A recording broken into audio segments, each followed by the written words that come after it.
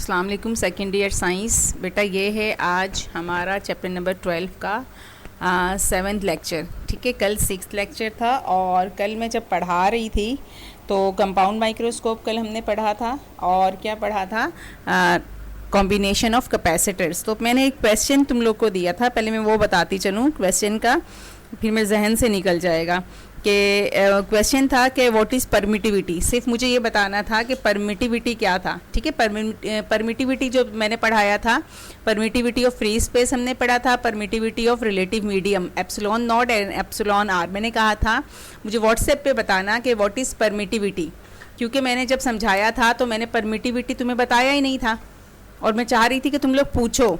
ठीक है, कि मिस ये परमिटिविटी होता क्या है। किसी बच्चे ने भी क्वेश्चन नहीं पूछा मुझसे, चलो ठीक है नहीं पूछा, लेकिन जब मैं कह रही हूँ कि आप देखो सर्च करो कि परमिटिविटी क्या होता है, तो बेटा तुम लोग को देखना चाहिए था।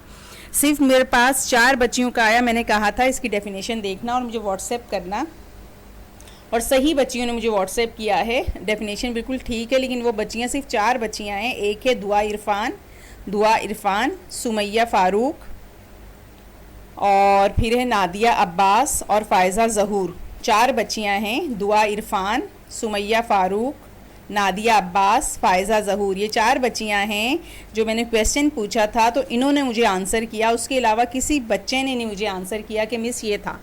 जब मैं काम दे रही होती हूँ तो बेटा पूछना, तुम लोग को देखना चाहिए था और मुझे बताना चाहिए था। नहीं भी आ रहा, ठीक है, कोई भी मसला है, लाइट नहीं है, इंटरनेट नहीं चल रहा, तुम्हें डेफिनेशन नहीं मिली, तो मुझे इन्फॉर्म करो, मुझे बताओ कि मिस आपने कहा था लेकिन हमें नहीं मिला, हमें समझ में नहीं आया, ताकि मैं समझाऊँ तो सही ना।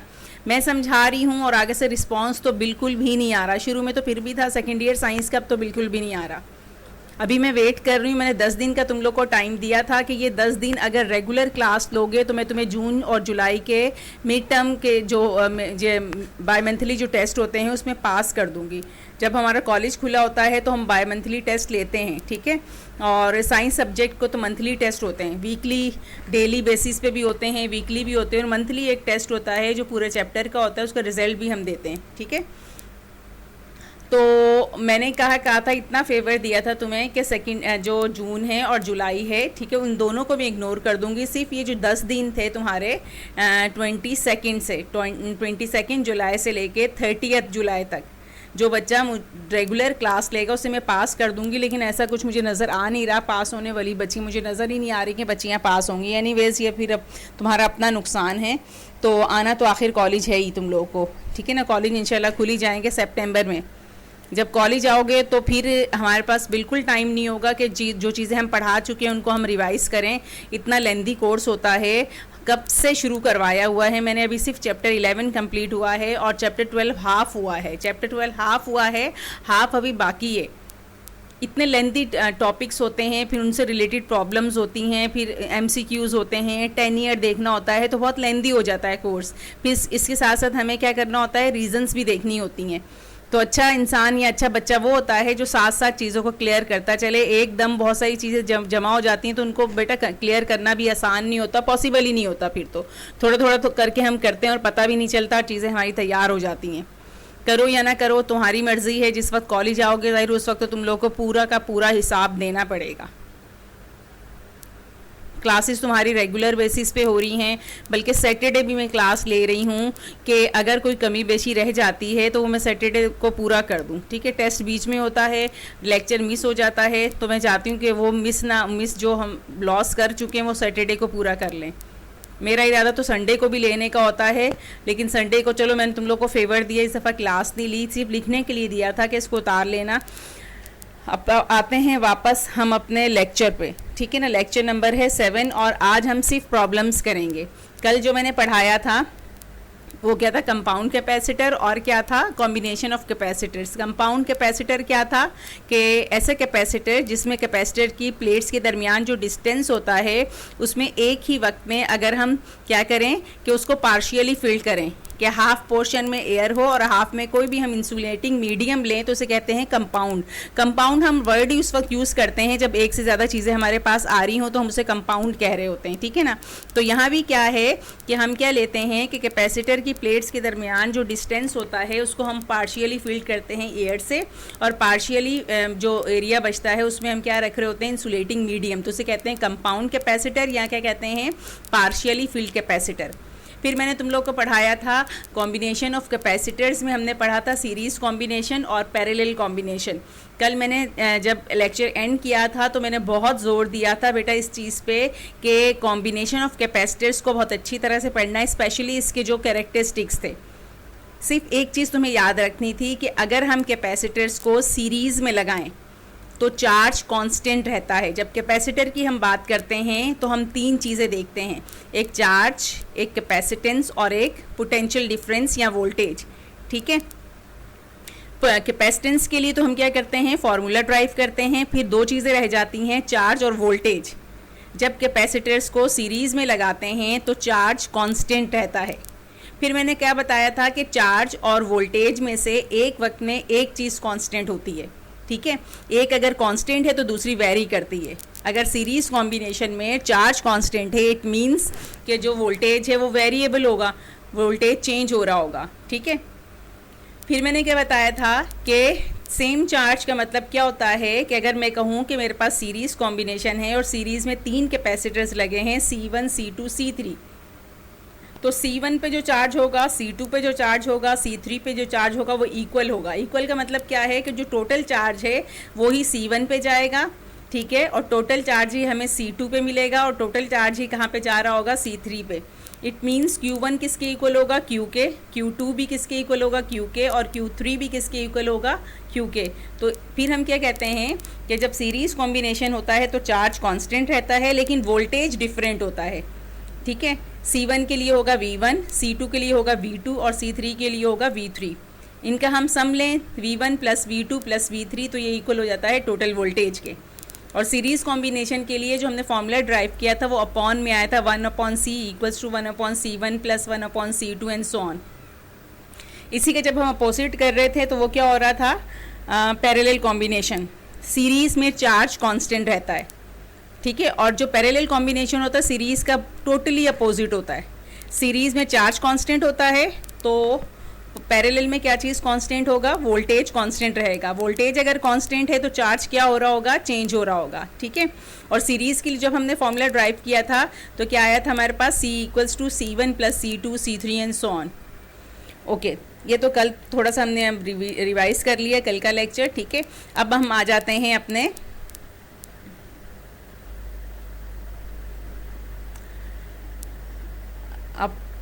अब हम आ जाते हैं अपने न्यूमेरिकल्स की तरफ, ठीक है। अच्छा, न्यूमेरिकल्स ये तो प्रॉब्लम है, इससे पहले ज़रा मैं बता दूं और ये लिख लो। रजिस्टर, कैलकुलेटर, बुक और 10 ईयर लेके बैठा करो हमेशा, स्पेशली जिस वक्त मैं न्यूमेरिकल करवाऊँ।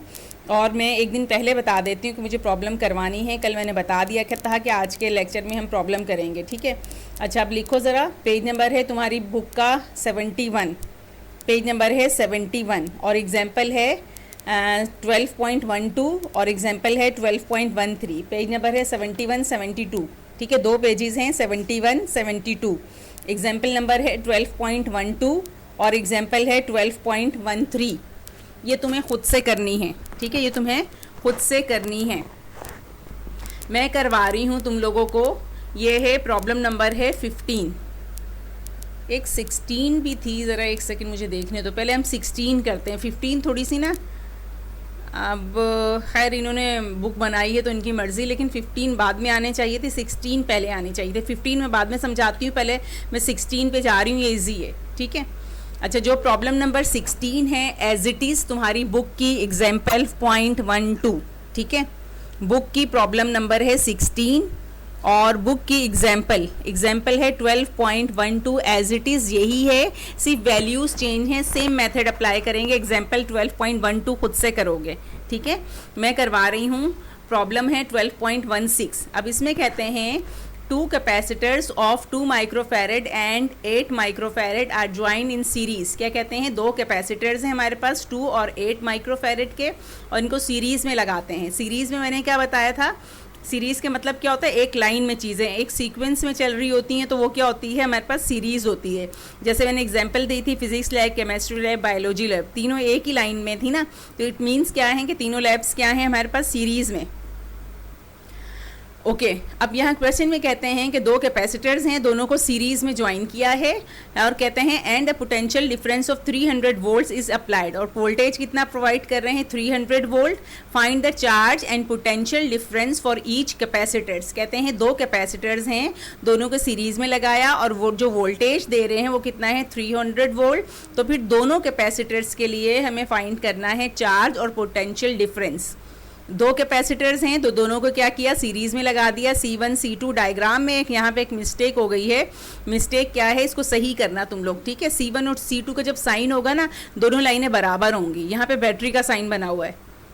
बैटरी का जब साइन होता है ना, तो जो पॉजिटिव वाली लाइन होती है वो बड़ी होती है, नेगेटिव वाली लाइन क्या होती है, छोटी होती है। इसको सही कर लेना तुम लोग कि जो कैपेसिटर C1 और C2 है, इनकी दोनों लाइन्स इक्वल होंगी, ठीक है। दोनों लाइन्स की जो लेंथ होगी वो इक्वल होगी। वैसे इससे फ़र्क नहीं पड़ता, लेकिन जब हम काम कर रहे हैं तो सही करना चाहिए, है ना। ओके ओहो, मुझे बताना नहीं चाहिए था, बल्कि तुमसे पूछना चाहिए था इसमें क्या गड़बड़ है। ये चीज़ मैंने कल भी बड़ी अच्छी तरह से तुम्हें बताई थी, समझाई थी, परसों भी समझाई थी, कल भी बताई थी। बैटरी के और कैपेसिटर के साइन में क्या डिफरेंस होता है कि जो बैटरी की दो लाइंस, बैटरी के लिए भी दो पैरेलल लाइंस यूज़ करते हैं और कैपेसिटर के लिए दो पैरेलल लाइंस यूज़ कर रहे होते हैं। डिफरेंस क्या होता है कि बैटरी के लिए जो पॉजिटिव टर्मिनल होता है वो लाइन बड़ी होती है, नेगेटिव वाली छोटी होती है।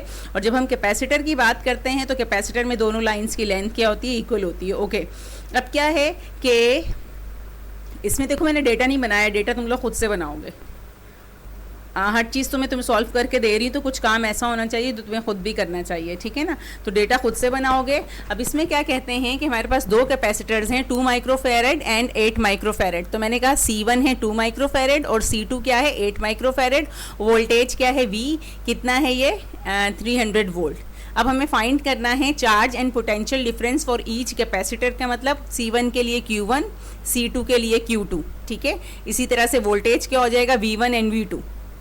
ओके सबसे पहले क्या करते हैं कि जब कैपेसिटर्स वाले क्वेश्चन गिवन होते हैं, मेंशन हो क्वेश्चन में चाहे ना मेंशन हो, सबसे पहले टोटल कैपेसिटेंस फाइंड करते हैं, चाहे पैरेलल कॉम्बिनेशन हो चाहे सीरीज कॉम्बिनेशन हो। सबसे पहले हम क्या फाइंड करेंगे, टोटल कैपेसिटेंस।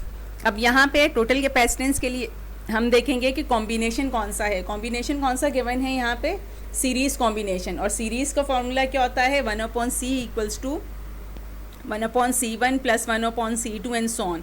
यहाँ पे दो कैपेसिटर्स हैं तो फॉर्मूला हो जाएगा 1/C equals to 1/C1 plus 1/C2।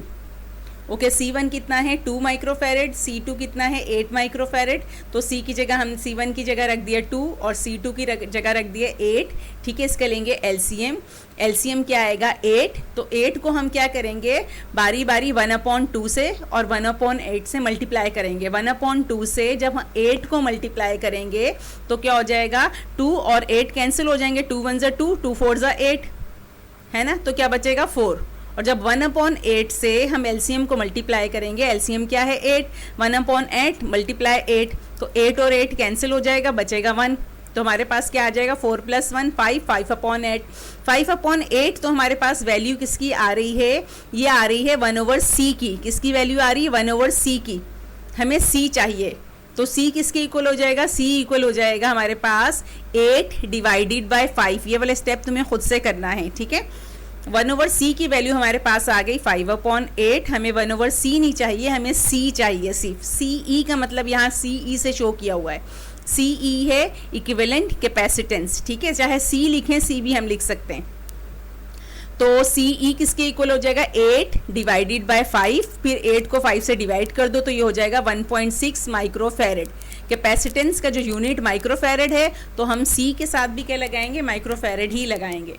फिर इसके बाद हमें क्या करना है, हमें चाहिए Q1 और Q2। अच्छा अब यहाँ पे हम कैरेक्टरिस्टिक अप्लाई करेंगे, ठीक है। यहाँ पे अप्लाई करेंगे हम कैरेक्टरिस्टिक।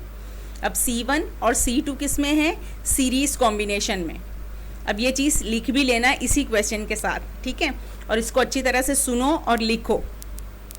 जब भी कैपेसिटर्स का कॉम्बिनेशन जो हमारे पास हो वो सीरीज़ में अगर हो, ठीक है, कैपेसिटर्स हों और सीरीज़ में हों, तो इट मीन्स कि हम Q1, Q2, Q3 फाइंड नहीं करेंगे, ठीक है। अगर सीरीज़ वाले कैपेसिटर्स होंगे तो हम Q1, Q2 फाइंड नहीं करेंगे, हम हमेशा सबसे पहले फाइंड करेंगे टोटल चार्ज। पहले फाइंड करेंगे टोटल कैपेसिटेंस, ठीक है, या इक्विवेलेंट कैपेसिटेंस, फिर फाइंड करेंगे टोटल चार्ज, ठीक है। टोटल चार्ज के लिए हम इक्वेशन लिखेंगे Q equals to CV। Total charge के लिए इक्वेशन क्या हो जाएगी? Q equals to CV।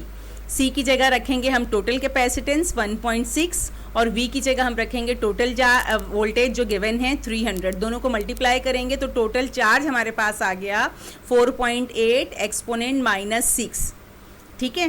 पहले हम फाइंड करेंगे टोटल कैपेसिटेंस, फिर हम फाइंड करेंगे टोटल चार्ज सीरीज़ कॉम्बिनेशन के लिए।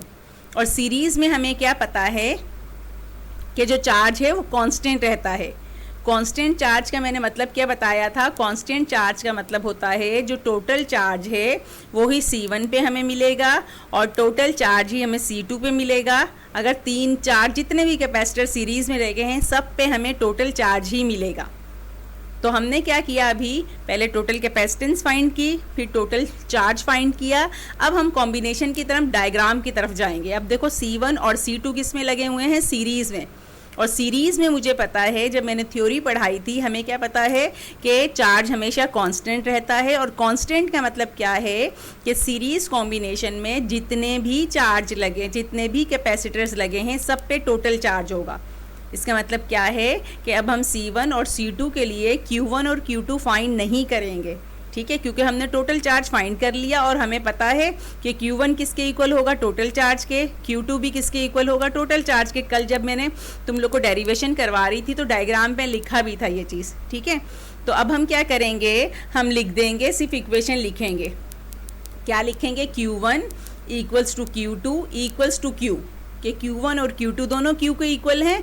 फिर मैंने लिख दिया इक्वल्स टू 4.8 एक्सपोनेंट -4 कूलम, कि जो Q होगा वही Q1 है, वही Q2 है, ठीक है। लेकिन क्या है कि जब सीरीज़ में हम कैपेसिटर्स लगाते हैं चार्ज तो सेम रहता है लेकिन वोल्टेज डिफरेंट होता है। 2 कैपेसिटर्स हैं या 2 से ज़्यादा हैं जो सीरीज़ में लगे हैं, उन पे वोल्टेज डिफरेंट होगा। वोल्टेज हम अलग अलग फाइंड करेंगे। वोल्टेज के लिए फॉर्मूला क्या होता है? हमारे पास फॉर्मूला है Q इक्वल्स टू CV। जब इसी फॉर्मूले को Q इक्वल्स टू CV को हम लिखेंगे वोल्टेज के लिए तो ये क्या हो जाएगा? V equals to Q divided by C। हमें फाइंड करना है V1 और V2। V1 हो जाएगा V1 equals to Q1 divided by C1। अब Q1 कितना है? 4.8 एक्सपोनेंट -4। C1 की वैल्यू क्या थी? 2 एक्सपोनेंट -6। देखो पहले मैंने 2 एक्सपोनेंट -6 यहाँ पे नहीं लगाया, 2 को 2 लिख दिया, C1 और C2 को 8 लिख दिया, क्योंकि यह तो कैपेसिटेंस है, इसका यूनिट हम यहाँ पे यूज़ कर रहे हैं। देखो यहाँ पे है,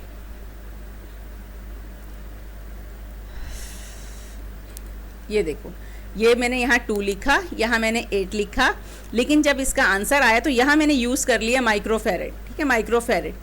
ये तो कैपेसिटेंस का यूनिट ही माइक्रोफेरेड था, ऊपर भी माइक्रोफेरेड था, मैंने नीचे भी माइक्रोफेरेड लिख दिया। लेकिन अब क्या है, मैं वोल्टेज फाइंड करने जा रही हूँ, ठीक है। वोल्टेज के लिए चार्ज का क्या है? 4.8 एक्सपोनेंट -4 और C1 हमारे पास था 2 माइक्रो कूलम, 2 माइक्रोफेरेड। मैंने क्या बताया था? 1 माइक्रो किसके इक्वल होता है? एक्सपोनेंट -6 के। तो हम क्या करेंगे? 2 और माइक्रो की जगह लगा देंगे एक्सपोनेंट -6। यहाँ लगाना ज़रूरी है क्योंकि यहाँ दोनों के यूनिट अलग अलग हैं, कि चार्ज का यूनिट अलग है, कैपेसिटेंस का यूनिट अलग है। तो यहाँ पे हम क्या करेंगे? माइक्रो को हटाएंगे। पीछे मैंने क्यों नहीं लगाया था? इसलिए कि वो दोनों कैपेसिटेंस थी, C1 भी कैपेसिटेंस थी, C2 भी कैपेसिटेंस थी, सेम चीज़ें थी, तो वहाँ पे -6 लगाने की ज़रूरत नहीं थी। लगा दो तो भी सही है, ठीक है। लेकिन यहाँ पे जब 2 अलग अलग यूनिट है, चार्ज कूलम में है और कैपेसिटेंस किस में है? फेरेड में, तो इसलिए हम माइक्रो की जगह इसकी वैल्यू रखेंगे 2 एक्सपोनेंट -6। दोनों को डिवाइड करेंगे तो आंसर हमारे पास आ गया 2.4 एक्सपोनेंट +2, या फिर क्या है 240 वोल्ट भी लिख सकते हैं। इसी तरह से V2 के लिए हम फॉर्मूला लिखेंगे, V2 हो जाएगा Q2 डिवाइडेड बाय C2। कितना है? 4.8 एक्सपोनेंट -4, ये रही वैल्यू Q1, Q2, Q, और वैल्यू क्या? 4.8 एक्सपोनेंट -4। ठीक है। और C2 क्या है 8 माइक्रोफेरेड, तो माइक्रो की जगह हम लगाएंगे -6, दोनों को डिवाइड करेंगे तो ये आंसर आ गया। ठीक है, तो ये किसके लिए था, सीरीज़ कॉम्बिनेशन के लिए। अब बुक की जो एग्जांपल है 12.12 तो वो तुम्हें खुद से करनी है। मैंने क्या कहा था कि मैं पहले समझाऊंगी 12.16, मैंने प्रॉब्लम समझाई हैं। अब हम आ जाएंगे 12.15, जो एग्जाम प्रॉब्लम है 12.15, तो इसी के जैसी एज इट इज़ तुम्हारी है एग्जाम्पल 12.13। ठीक है, पेज नंबर है 71, वो तुम्हें खुद से करनी है। मैं करवा रही हूँ प्रॉब्लम 12.15, जैसी है प्रॉब्लम 12.15 तो एज इट इज़ 12.15 के जैसी एग्जाम्पल है पेज नंबर 71 पे 12.13, वो तुम्हें खुद से करनी है बेटा। ठीक है, ओके। अब क्वेश्चन गौर से सुनो। ठीक है, अब देखो कितना हो पाता है। मुझे लगता है आज सिर्फ मैं यहाँ पे एंड करना पड़ेगा मुझे, क्योंकि ये समझने वाली चीज़ें हैं, इसकी अच्छी तरह से प्रैक्टिस करोगे तुम लोग। और आज ही शाम में तुम्हारा टेस्ट होगा। ये जो दो मैं प्रॉब्लम समझा रही हूँ ना, इन दोनों प्रॉब्लम्स का आज ही शाम में तुम्हें टेस्ट देना होगा, क्योंकि एक से ज़्यादा हमारे पास बेटा न्यूमेरिकल्स हैं और ये अलग अलग न्यूमेरिकल्स हैं। ठीक है ना, हर एक का मेथड थोड़ा सा पिछले से डिफरेंट है। पिछले से क्या है, डिफरेंट है। तो ये दो न्यूमेरिकल समझा के मैं लेक्चर स्टॉप करूँगी, लेकिन तुम्हारा काम क्या है, इन दोनों की अच्छी तरह से प्रैक्टिस करनी है। और तुम्हारा जो टेस्ट होगा वो रात 8 बजे के बाद मैं व्हाट्सएप पे दे दूँगी। ठीक है, व्हाट्सएप पे दे दूँगी। अगर किसी की लाइट नहीं है, कोई भी इशू है, व्हाट्सएप तो सब के पास होता है ना, वो करके मुझे, और जिनके पास नेट है होगा तो वो गूगल क्लासरूम पे अपलोड कर देना, और जिनके पास नहीं होगा चाहे वो मुझे व्हाट्सएप पे दे देना। गूगल क्लासरूम पे भी मैं टेस्ट डाल दूँगी, व्हाट्सएप भी कर दूँगी। ठीक है, तो तुम्हारा टेस्ट होगा ठीक 9 बजे रात को। ठीक 9 बजे रात को टेस्ट है, इन्हीं दो 12.16 और 12.15 का। और इनसे रिलेटेड जो एग्जांपल्स हैं 12.12, 13 वो खुद से करना है, तो प्रैक्टिस हो जाएगी। प्रैक्टिस बहुत ज़रूरी है। अगर तुमने आज के आज प्रैक्टिस नहीं की तो आगे वाले क्वेश्चन हम नहीं कर पाएंगे। ठीक है, अगर क्लास होती है ना तो मैं उसी वक्त करने के लिए, प्रैक्टिस करने के लिए क्वेश्चन दे देती हूँ। अब क्लास में तो हम है नहीं, और मैं तुम्हें दूंगी तो भी टाइम ज़ाया होगा। ठीक है ना, मुझे नहीं पता तुम लोग करोगे कि नहीं करोगे। तो तुम्हें क्या करना है, मेरे लेक्चर के बाद ये सारे लेक्चर जब ले लोगे, केमिस्ट्री भी बायोलॉजी भी, तो जब टाइम मिलेगा तो तुम्हें प्रैक्टिस, ये हार्डली कितने 15 मिनट लगेंगे, इससे ज़्यादा टाइम नहीं मिलेगा। प्रैक्टिस करोगे और टेस्ट है तुम्हारा 9 बजे। और 9 बजे से पहले पहले जिस बच्चे को समझ में ना आए मुझसे पूछ लेना। दो प्रॉब्लम्स ही हैं सिर्फ, 12.16, 12.15। ठीक है, फिर कल इंशाल्लाह मैं अगले लेक्चर न्यूमेरिकल समझाऊंगी। ये समझा मैं दो रही हूँ, लेकिन मैंने इसमें सारे न्यूमेरिकल कैपेसिटर के डाल दिए हैं। तुम लोग को सारा उतार लेना है। ठीक है, सारा उतारोगे जब टाइम मिलेगा, पहले प्रैक्टिस करो, फिर टेस्ट के बाद सारा उतारोगे। तुम स्टूडेंट हो, कभी ज़्यादा काम मिलता है, कभी कम टाइम काम मिलता है, लेकिन काम तुम्हें सारा करना है। बच्चा ये कहे कि काम बहुत है, बर्डन बहुत है, हम नहीं कर पाए, ये सारी एक्सक्यूज़ मैं नहीं सुनती। स्टूडेंट है, उस स्टूडेंट का काम पढ़ना होता है, उसको कभी ज़्यादा पढ़ना पड़ता है, कभी कम पढ़ना पड़ता है। तुम्हें डॉक्टर बनना है, इंजीनियर बनना है, डॉक्टर इंजीनियर बनना कोई खेल नहीं होता, ना कोई तमाशा है, ना बच्चों का खेल है। उसके लिए मेहनत करनी पड़ती है, दिन रात एक करना पड़ता है। दिन रात एक करने का मतलब क्या है कि सम टाइम ऐसा भी होगा तुम 4 घंटे सोगे, तुम 6 घंटे सोगे, तुम्हें ज़्यादा से ज़्यादा पढ़ाई को टाइम देना है। ये एक्सक्यूज़ नहीं चलते कि हमारे पास टाइम नहीं होता, हम इसे काम दे देती हैं। बच्चा पढ़ने वाला है, ये तुम्हें पढ़ना है और तुम्हारा काम पढ़ना ही है। सेकंड ईयर अच्छे नंबरों से कर लो। एक दफ़ा तुम डॉक्टर बन गए, इंजीनियर बन के तुम लोग मेडिकल में या एनडी यूनिवर्सिटी में चले गए, अब तुम्हें वहाँ से कोई नहीं निकाल सकता। तुम डॉक्टर इंजीनियर बन के निकलोगे। डॉक्टर इंजीनियर बनना इतना मुश्किल काम नहीं होता जितना एडमिशन मिलना मुश्किल काम है। सबसे मुश्किल काम, इम्पॉर्टेंट चीज़ क्या होता है, एडमिशन लेना, अपने आप को इस काबिल बनाना। ठीक है, तो आज का काम क्या है, थोड़ा सा काम ज़्यादा है, टेस्ट की तैयारी भी करनी है। टेस्ट देने के बाद जितनी मैंने स्लाइड्स इसमें ऐड की हैं सारी की सारी तुम्हें उतारनी है। ठीक है, ओके, हम ज़रा आ जाते हैं वापस अपनी प्रॉब्लम है। प्रॉब्लम नंबर है 12.15। क्वेश्चन में कहते हैं find the equivalent capacitance and charge on each of the capacitor shown in the diagram. कहते हैं जो डायग्राम है इसमें हर कैपेसिटर के लिए हमें फाइंड करना है चार्ज और इक्विवेलेंट कैपेसिटेंस एंड चार्ज, दो चीज़ें फाइंड करनी है, चार्ज और इक्विवेलेंट कैपेसिटेंस। फिर इन्होंने ये भी लिखा हुआ है C1 क्या है 2 माइक्रोफेरेड, C2 कितना है 4 माइक्रोफेरेड और C3 कितना है 6 माइक्रोफेरेड। ये देखो डायग्राम बनी हुई है, ठीक है। अब हमारे पास इसमें क्या है, C1, C2 और C3 तीन कैपेसिटर्स हैं और टोटल वोल्टेज जो है वो है 10 वोल्ट। टोटल वोल्टेज कितना है 10 वोल्ट और C1, C2 और C3 तीन कैपेसिटर्स हैं। अब इसमें देखो C1 ये रहा हमारे पास, ये क्या है C1 और ये क्या है C2। ये दोनों जो हैं C1 और C2 ये कैसे हैं पैरेलल कॉम्बिनेशन में। C1 ये रहा, ठीक है, लिखा भी हुआ है C1, ये है C2, ये दोनों कैसे हैं पैरेलल में। वो चीज़ें जो दो आमने सामने होती हैं ना एक दूसरे के, उसे हम कहते हैं पैरेलल। तो यहाँ पे C1 और C2 दो कैपेसिटर्स हैं, ये दोनों पैरेलल हैं। इन दोनों के साथ, ठीक है, C1 और C2 के साथ ये है C3, ये वाला कौन सा कैपेसिटर है C3, ये सीरीज में है, ठीक है। ये कैपेसिटर क्या है इसका कॉम्बिनेशन क्या बन रहा है सीरीज, और इन दोनों का क्या है पैरेलल। अब सीरीज में हमारे पास क्या है सिर्फ एक कैपेसिटर है और पैरेलल में कितने हैं दो। हमेशा हम फॉर्मूला वहाँ अप्लाई करते हैं जहाँ एक से ज़्यादा कैपेसिटर हो, एक के लिए तो फॉर्मूला ये अप्लाई नहीं हो सकता। तो हम किसे सॉल्व करेंगे, पहले इन दोनों को C1 और C2 को, ये कौन से कॉम्बिनेशन में है पैरेलल में। पैरेलल के लिए हमने इक्वेशन क्या ड्राइव की थी, C=C1 + C2 + C3 and so on, जितने भी कैपेसिटर्स हों। अब यहाँ पे हमारे पास पैरेलल में सिर्फ दो कैपेसिटर्स हैं, ये C1 है और ये क्या है C2 है। तो फॉर्मूला क्या हो जाएगा हमारे पास,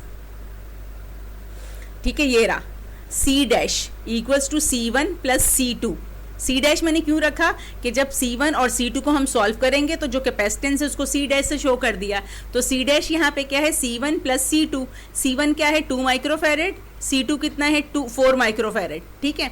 अब देखो ये कैपेसिटेंस, ये भी कैपेसिटेंस, ये भी कैपेसिटेंस, तो इसलिए मैंने यहाँ पे सिर्फ 2 और 4 लिखा, एक्सपोनेंट -6 नहीं लिखा। अगर तो हम यहाँ पे लिखें ना 2 एक्सपोनेंट -6, फिर मैं यहाँ लिख दूँ 4 एक्सपोनेंट -6, फिर भी सही होगा, ठीक है। तो ये 2 + 4 कितना हो जाएगा 6 माइक्रोफेरेड। माइक्रो को हटा के यहाँ पे मैं एक्सपोनेंट -6 भी लिख सकती हूँ तो भी सही होगा। अगर मैं यहाँ पे लिखूँ 6 एक्सपोनेंट -6, 6 एक्सपोनेंट -6 फेरेड, फिर माइक्रो का साइन नहीं आएगा, ठीक है। 1 माइक्रो इक्वल होता है 10⁻⁻⁶ के। तो पैरेलल में दो कैपेसिटर्स थे, ये C1 और C2। यहाँ मैंने फॉर्मूला अप्लाई किया तो मेरे पास C' आ गया, क्या आ गया 6 माइक्रोफेरेड। इसको नाम दिया इक्वेशन नंबर 1 का। अब आ जाओ इस डायग्राम पे, देखो यहाँ पे ये C1 तो पहले से मेरे ये क्या C3 पहले से था, ये 10 वोल्ट भी था। अब इन दोनों कैपेसिटर्स को हमने सॉल्व किया तो मेरे पास एक कैपेसिटेंस आ गई C'। तो यहाँ अब हम इन दोनों की जगह एक कैपेसिटर शो करेंगे और उसको किससे शो करेंगे C' से, ठीक है। C1 और C2 को हमने सॉल्व किया, पैरेलल कॉम्बिनेशन में थे, तो हमारे पास आ गया C'। तो अब इन दो कैपेसिटर्स की जगह हमने लगा दिया C' और बाकी का सर्किट वैसे ही था, ये C3 और 10 अपनी जगह पे आ गया। अब देखो ये C3 और C' कौन से कॉम्बिनेशन में है, अब ये दोनों सीरीज में हैं, ठीक है। C3 और C' किस में है, सीरीज में है। सीरीज का फॉर्मूला क्या था, अपॉन में।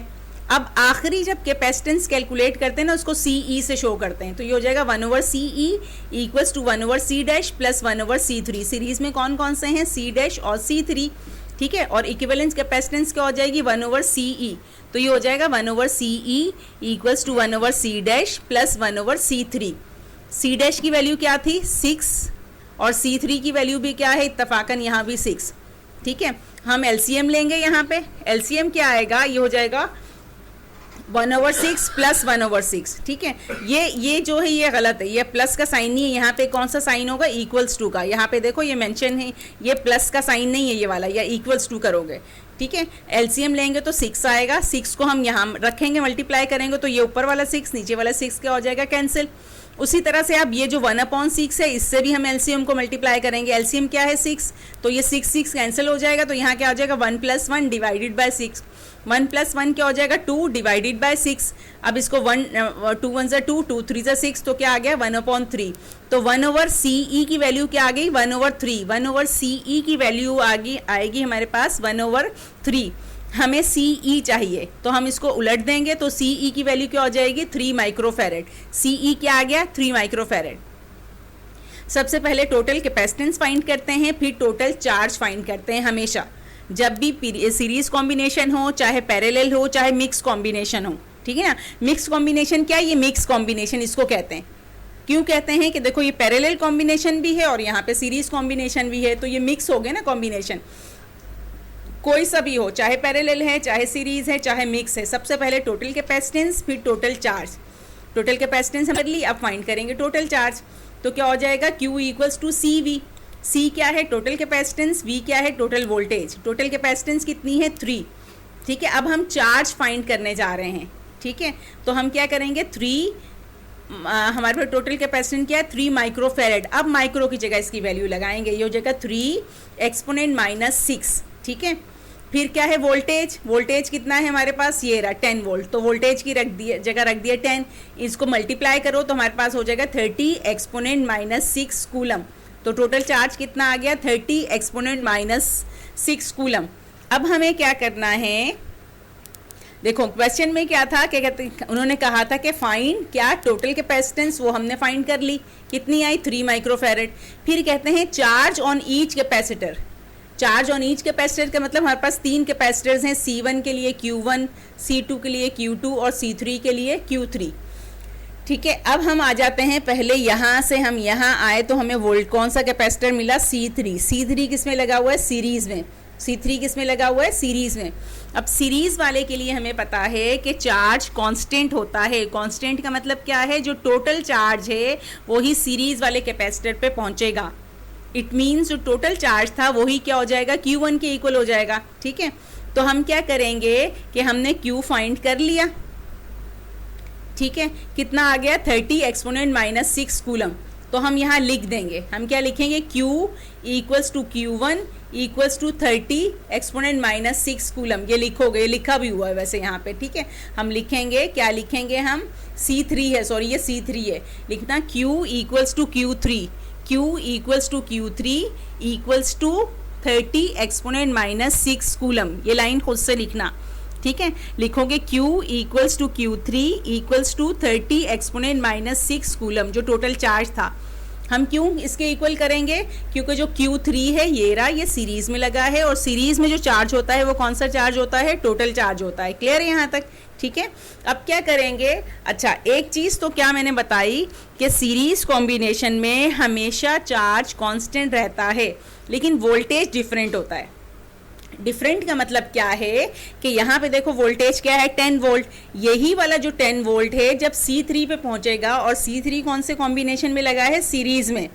तो सीरीज वाले वोल्टेज क्या करते हैं, समझो वोल्टेज खा लेते हैं थोड़ा सा, ऐसा समझ लो, समझाने के लिए बता रही हूँ। ये 10 वोल्ट जब C3 पे जाएगा तो C3 क्या करेगा, 10 में से कुछ वोल्टेज खा लेगा, जो बाकी बचेगा खाने के बाद उसको आगे पहुंचाएगा। ठीक है, तो अब हम पहले फाइंड करेंगे V1 C1 के, C3 के लिए, सॉरी C3 के लिए V3 फाइंड करेंगे। ठीक है, तो क्या हो जाएगा, ये C डैश से शो कर रहे हैं तुम लोग, इसको ना क्या करना, C डैश से नहीं शो करना, इसको शो करना C3 से। ठीक है, V3 हम फाइंड करेंगे, तो V3 क्या हो जाएगा, V3 equals to Q3 divided by C3। Formula हो जाएगा, मैं बोल रही हूँ, तुम लोग वही लिखना है। ठीक है, V3 equals to Q3 divided by C3। Q3 कितना है, ये रहा 30 एक्सपोनेंट -6। C3 की वैल्यू क्या है, ये रही C3 की वैल्यू 6 एक्सपोनेंट -6, ये रहा। ठीक है, तो वोल्टेज कितना आ गया, 5 वोल्ट। कितना आ गया, 5 वोल्ट। ये 5 वोल्ट वो वोल्टेज है जो V3 होगा, V डैश नहीं, तुम लोग V3 से शो करना। यानी कि C3 क्या करेगा, 5 वोल्ट अपने पास रख लेगा। अब 10 में से माइनस कर दो 5 को, तो कितना बचेगा, 5 ही बचेगा। ठीक है, यहाँ पे एक स्टेप लिखना, तुम लोग एक स्टेप लिखना। ठीक है, क्या लिखोगे यहाँ पे, यहाँ लिखना V डैश। ठीक है, लिखो V dash equals to V minus V3, V dash equals to का साइन, फिर लिखो V माइनस V3, फिर नेक्स्ट लाइन में लिखो V dash equals to, V की जगह वैल्यू रख दो, V कितना है 10 वोल्ट, और V3 हमने ये रहा V3 कितना है 5 वोल्ट। तो नेक्स्ट लाइन में लिखना V dash equals to 10 minus 5, और V डैश कितना हो जाएगा 5 वोल्ट। ओके, अब क्या होगा कि ये क्या करेगा, C3 5 वोल्ट इसने अपने पास रख लिया, हमने जितने इसने खा लिया उसको इसमें से माइनस कर देंगे। 10 में से 5 माइनस करो तो कितना बचा, 5। यानी कि जो आगे आएगा C3 से बाहर जब वोल्टेज आएगा, देखो C3 यहाँ इस पॉइंट पे जहाँ पे ये रेड नजर आ रहा है, यहाँ पे जब वोल्टेज आएगा तो 10 वोल्ट होगा। यही 10 वोल्ट जब C3 के पास आया तो ये 5 वोल्ट अपने पास रखेगा। अब C3 से बाहर जब वोल्टेज आया तो 5 वोल्ट बचेगा, 10 से कम होके कितना हो जाएगा, 5 वोल्ट। ठीक है। इस पॉइंट से आगे जहां पे ये मेरा रेड साइन नजर आया है, इसके बाद देखो दो मेरे पास कैपेसिटर्स हैं C1 C2, दोनों कौन से कॉम्बिनेशन में हैं? पैरेलल में। पैरेलल में मैंने क्या पढ़ाया था कि वोल्टेज हमेशा कांस्टेंट रहता है। वोल्टेज हमेशा कांस्टेंट रहने का मतलब क्या है कि जब ये C3 से होता हुआ वोल्टेज बाहर आया तो कितना बचा? 5 वोल्ट। अब ये 5 वोल्ट कहाँ जाएगा? C1 C2 दोनों पे 5 वोल्ट जाएगा। C1 पे भी क्या होगा? 5 वोल्ट। C2 पे भी कितना होगा? 5 वोल्ट। ठीक है। वोल्टेज हमें फाइंड करना है चार्ज। ठीक है। अब हम इक्वेशन लिखेंगे Q1, ये C1 है ना, तो C1 के लिए इक्वेशन क्या हो जाएगी? Q1 equals to C1 V1। C1 हमारे पास ये रहा, कितना है? 2 माइक्रोफेरेड, तो हमने लिखेंगे 2 एक्सपोनेंट माइनस 6 मल्टीप्लाई बाय 5। 5 क्या है? V dash. V डैश मैंने कैसे निकाला था? 10 माइनस 5, माइनस कर देंगे तो कितना बचेगा? 5। यहाँ तुम्हें इक्वेशन लिखनी थी, क्या लिखोगे? V dash equals to V minus V3। फिर नेक्स्ट टाइम में लिखना V dash equals to 10 minus 5, तो V डैश कितना हो जाएगा? 10 में से 5 माइनस करो, 5 बचेगा, तो इसको 5 से मल्टीप्लाई कर दो, तो ये आ गया Q1। फिर हम लिखेंगे Q2 इक्वल्स टू क्या हो जाएगा? C2 V2। C2 कितना है? 4 माइक्रोफेरेड, तो क्या रखोगे? 4 एक्सपोनेंट माइनस 6, और V2 की जगह कितना रख दोगे तुम लोग? 5 रख दोगे। ठीक है। तो ये आ गया हमारे पास 30 माइक्रोफेरेड, या फिर क्या आ जाएगा? 30 एक्सपोनेंट माइनस 6। तो ये मेरे पास आ गई वैल्यू Q2, Q1 और Q2 की। ठीक है। आज का लेक्चर यहाँ पे स्टॉप कर रही हूँ। है तो छोटा सा, हमने 2 प्रॉब्लम्स सिर्फ की, लेकिन इनमें समझने वाली चीज़ें बहुत हैं। एक तो तुम्हें याद रखना है पैरेलल कॉम्बिनेशन है, सीरीज कॉम्बिनेशन है, तो उनके फॉर्मूलाज क्या हैं। फिर इम्पॉर्टेंट, सबसे इम्पॉर्टेंट चीज़ कैरेक्टरिस्टिक्स। तुम्हें सिर्फ एक पॉइंट याद रखना है कि सीरीज कॉम्बिनेशन में जब कैपेसिटर्स को सीरीज में कनेक्ट करते हैं तो सीरीज कॉम्बिनेशन में चार्ज कांस्टेंट रहता है। चार्ज कांस्टेंट है तो वोल्टेज डिफरेंट हो जाएगा, और अगर हम पैरेलल में ज्वाइन करते हैं कैपेसिटर्स को तो वोल्टेज कांस्टेंट होता है। सीरीज में चार्ज कांस्टेंट होता है, ठीक है, और पैरेलल में वोल्टेज कांस्टेंट होता है। यहाँ पे मैं लेक्चर स्टॉप कर रही हूँ। आज रात 9 बजे तुम्हारा टेस्ट होगा, गूगल क्लासरूम पे भी, व्हाट्सएप पे भी मैं सेंड करूँगी। इन्हीं 2 प्रॉब्लम्स का प्रॉब्लम है 15 और 16, और 15-16 से रिलेटेड तुम्हारी बुक में प्रॉब्लम्स हैं, एग्जाम्पल हैं। एग्जाम्पल नंबर है 12.12, 12.13, पेज नंबर है 71, 72। अब तुम्हें प्रैक्टिस करनी है इन चारों की। कोई समझ में नहीं आता, कंफ्यूजन है, तो 9 बजे से पहले पहले मुझसे पूछना है तुम्हें, ठीक है, मैं समझा दूंगी। आज मैंने जो कल क्वेश्चन पूछा था सिर्फ 4 बच्चियों ने आंसर किया था और किसी ने आंसर नहीं किया। मेरे पास 109 बच्चियां हैं, कि पता नहीं 120 बच्चियां बल्कि गूगल क्लासरूम पे हो गई हैं, लेकिन उनमें से सिर्फ 4 बच्चियां आंसर कर रही हैं, तो बाकी बच्चियां कहाँ हैं? ओके, आज 9 बजे तुम्हारा टेस्ट है, ठीक है, और टेस्ट में सोच रही हूँ लाइव ले लूँ। चलो देखते हैं क्या होता है, ठीक है, देखते हैं कि 9 बजे, जब 9 बजेंगे तो देखेंगे कि क्या है। लाइव होगा, जो भी होगा मैं उससे 1 घंटा पहले तुम्हें इन्फॉर्म कर दूँगी, ठीक है। तुम्हें तैयारी करनी है, और टेस्ट देने के बाद जितनी भी स्लाइड्स मैंने ऐड की हैं सारी उतार लेनी है, क्योंकि कल के लेक्चर में हम यही न्यूमेरिकल करेंगे, और इसके लिए बहुत ज़रूरी है कि थ्योरी के कॉन्सेप्ट कंप्लीट, तुम्हारे ना कॉन्सेप्ट क्लियर हों। वो क्लियर हैं तो समझ में आएगा। आज के दोनों न्यूमेरिकल बहुत इंपॉर्टेंट है, अच्छी तरह से प्रैक्टिस करना। ये समझ में आएंगे तो आगे समझ में आएगा। हर न्यूमेरिकल थोड़ा थोड़ा करके दूसरे से डिफरेंट होता है। स्टूडेंट का काम होता है पढ़ना, कभी ज़्यादा पढ़ना, कभी कम पढ़ना। कभी ऐसा भी होता है कि 6 घंटे सो रहे हो, टाइम नहीं मिल रहा। कभी ऐसा भी होता है बहुत थोड़ा सा टाइम काम था, आधे घंटे में हो गया, ठीक है ना। स्टूडेंट का काम है पढ़ना। कोई बच्चा ये नहीं कहेगा मिस काम ज़्यादा था। स्टूडेंट का काम ही पढ़ना हो तो उसका काम ही काम करना है। ये एक्सक्यूज़ेस मैं तो बिल्कुल नहीं सुनती, ठीक है। हाँ, अगर समझ में नहीं आता, एक दफ़ा नहीं 1000 टाइम पूछो, मैं 1000 टाइम समझाऊंगी। तुम्हारे पास बैलेंस नहीं है, कुछ नहीं है, तुम सिर्फ एक दफ़ा मुझे मैसेज करो, मुझे जैसे ही टाइम मिलेगा तो मैं समझाना शुरू कर दूंगी, ठीक है। ओके, चलो कल तक के लिए अल्लाह हाफिज़। और लेक्चर अच्छी तरह से तैयार करना बेटा, ठीक है, तैयारी करना। कोई चीज़ समझ में नहीं आती तो मुझसे पूछ लेना। चलो अल्लाह हाफिज़।